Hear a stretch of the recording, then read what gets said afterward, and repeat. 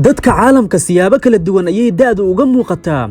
Kuwa ka soo jeeda qaaradda Aasiya waxay nasiib u leeyihiin inaysan mar walba ka muuqan da'dooda saxda ah. Daraasad la sameeyay ayaa sidoo kale muujinaysa in haweenka qaaradda Aasiya ay ka caafimaad badan yihiin kuwa qaaradaha kale.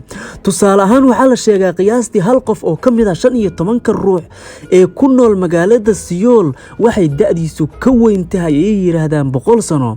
Sidoo kale dalka Shiinaha waxaa ku yar haweenka uu ku dhaco kansarka naasaha ee dunida kale aadka ugu badan. Haddaba maxay tahay sababta aysan da'dooda saxda ah uga muuqan dadka reer Aasiya?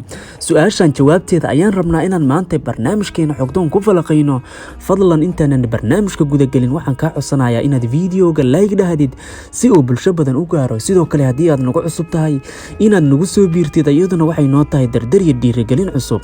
Waayahay qodobka koowaad sababaha aysan dadka reer Aasiya uga muuqan da'dooda saxda ah waxa weeye habka nolosha iyo waxyaabaha ay joogteeyaan.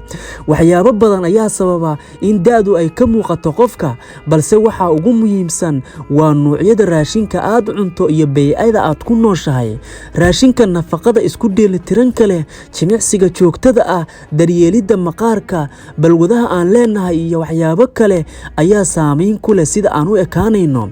Mid ka mid ah qodobada ugu waaweyn ee dhalinyaranimada dadka reer Aasiya ay uga muuqato waxa weeye raashinka ay cunaan oo isku dheelitiran.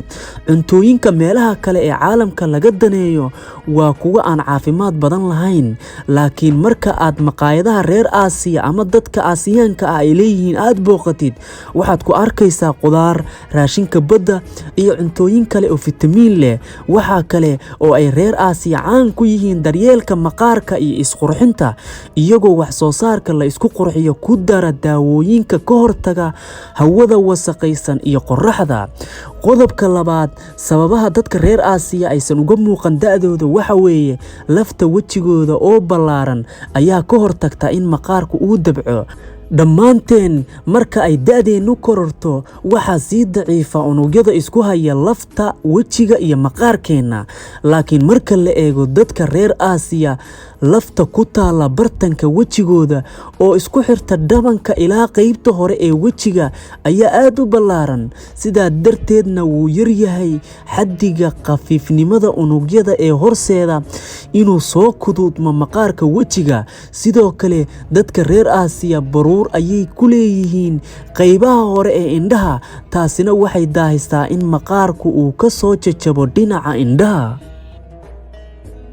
Qodobka saddexaad maqaarkoodu waxa uu ka difaacaa qorraxda.